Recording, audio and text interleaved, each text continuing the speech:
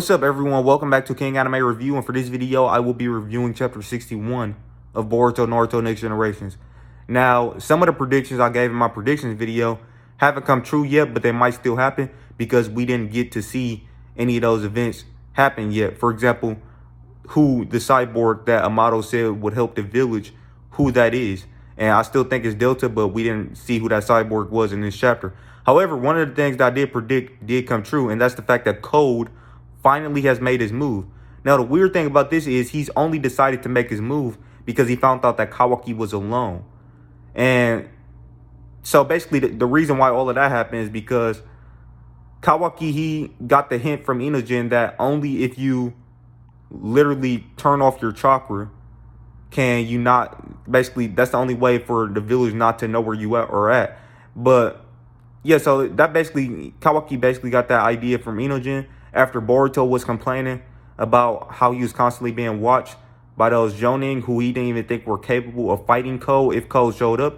But basically everybody just thought that they were there, or Inogen at least, he thought that those guys were there to basically relay the location that Code shows up in and relay Boruto and Kawaki's location if they needed to, if their exact location needed to be relayed to somebody. So yeah, that's pretty much the reason why Boruto and Kawaki were being watched.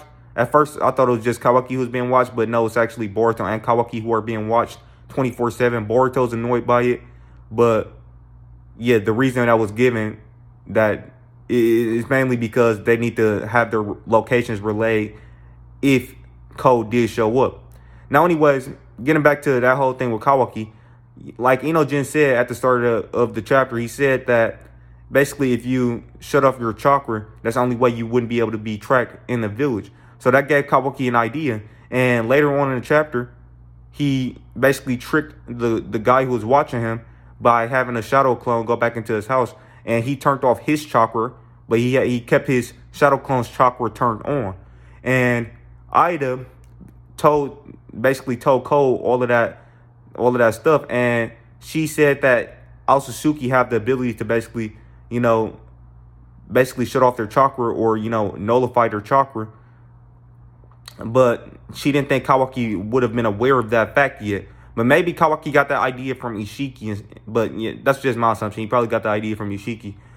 But yeah, that's pretty much what happened there.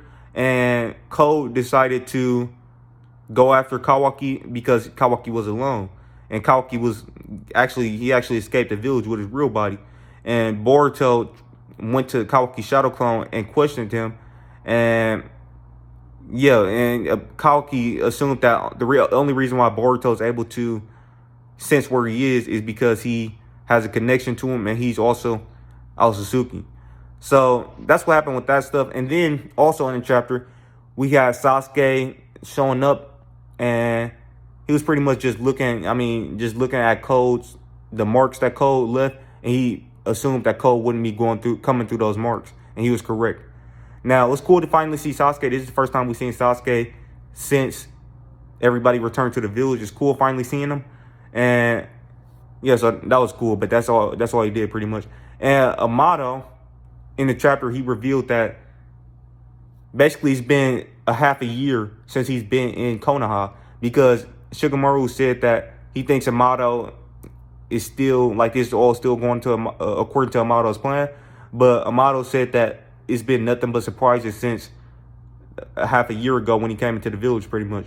Now, obviously, he was referring to when he came into the village, because we know for sure that Amato and Koji had planned their battle against Ishiki. So Amato was referring to basically he's been completely surprised ever since the whole Koji and Ishiki fight. So I'm assuming he's referring to like how Naruto lost to Nine Tails and stuff like that. But yeah, so that confirms that it's been half a year. Literally, it's been half a year since Ishiki was defeated, and that's how long Code and Ida has been waiting to make their move. Literally half a year. So basically, I mean, I guess that confirms it's been a tiny little time skip. I mean, half a year is not really that long of a time. But, some series like in Black Clover, they actually did have a half a year time skip, and a lot of characters got stronger in that time period. So, yeah, I'm assuming that a lot of characters has been doing training during this time. But my whole thing that I think is pretty weird is why Code was waiting for Kawaki to be alone to attack Kawaki, because he said it's the perfect chance now that Kawaki's alone. So why did he need to wait? That's what I don't get. Because if Code is really as strong as Kawaki has been hyping him up to be, he should have no problem going into the village and just taking Kawaki and Boruto by force. If he was really that strong. I mean, look at what Ishiki did. He went right into the village. He didn't care about no sensory unit. No, he didn't care about none of that. Ishiki, Delta, they all just, Jigen / Ishiki and Delta, they just came right into the village. And even when even after Kawaki lost the Karma Seal, Ishiki just came into the village without caring about nothing, because he's just that strong. So for all of the people who are hyping up Code, and I'm not just talking about Kawaki, I'm talking about the fan base who's hyping up Code and trying to say he's stronger than Ishiki. He definitely doesn't seem like that, because if he was stronger than Ishiki, I have no clue why he would wait 6 months to go into the village and try to get Kawaki when Ishiki just did it right away. Like, what's the need? Why is there a need to wait? If he's really that strong, there should be no need for him to wait to make his move. So, and they still really haven't fully explained it. The best explanation that they gave us, which wasn't even a really good explanation, was that they were just waiting for things to calm down. So you telling me Cole had to wait 6 months for things to calm down, and wait 6 months for the other, villages to stop watching him, or to stop looking for him? And they're probably still looking for him anyways. But he literally said it was the perfect chance that now that Kawaki's alone. So why does he need to wait for Kawaki to be alone if he's really that strong? I mean, he shouldn't need to worry about Naruto and Sasuke, right? I mean, he thinks he can beat Naruto and Sasuke individually, but he seems to still be hesitant about going into the village, and taking on the entire village by himself. Maybe he thinks that Naruto and Sasuke together can beat him. Who knows?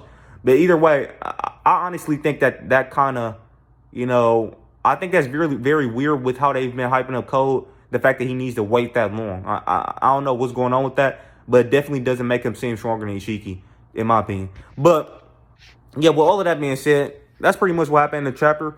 And the chapter left off on a cliffhanger yet again, with basically Code saying that he's going to ask Kawaki directly why he's leaving the village or whatever. And, yeah, so we still haven't figured out what Kawaki was referring to in chapter 16 when he said that he's going to, that he is still one way, it's still one thing that he can do to protect the village. Now, one thing that came to mind that I didn't mention in my predictions video is maybe Kawaki is probably going to try. I thought about this before, like he's probably going to try to make a deal with Code or something like that. But the problem with that is Code's goal is to basically feed either Boruto or Kawaki to the Ten Tails and create another tree.